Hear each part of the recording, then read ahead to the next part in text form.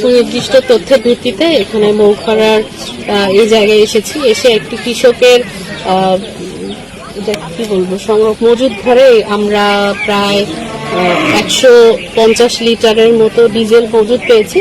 পরবর্তীতে আমরা তাদের সাথে কথা বলে জানা যায় যে তারা অজ্ঞতাবশত এটি রেখেছে, যেহেতু তারা বড় কৃষক এজন্যই রেখেছে। সেই বিবেচনায় আমরা তাদেরকে, একজন মানুষ আসলে পেট্রোলিয়াম আইনের একটি ধারায় বলা আছে যে সর্বোচ্চ 25 লিটার পর্যন্ত তেল নিজস্ব ব্যবহারের জন্য মজুদ করতে পারবে। সেই হিসেবে তাদেরকে 25 লিটার তেল দিয়ে বাকি যে আমাদের লিটার সেটি আমরা জব্দ করেছি এবং সেটি আমরা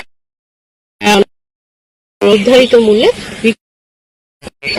তাদেরকে নির্দিষ্ট পেট্রোলিয়াম আইনের 4 ধারা লঙ্ঘনে তাদেরকে জরিমানা করা হয়েছে।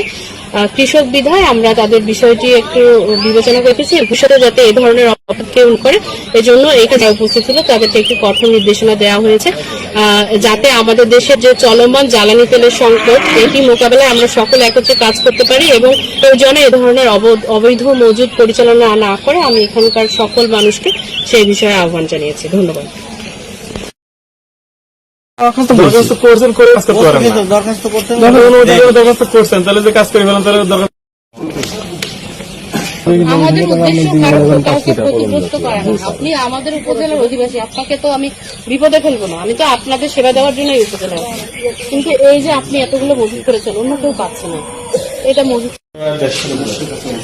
ঠিক আছে।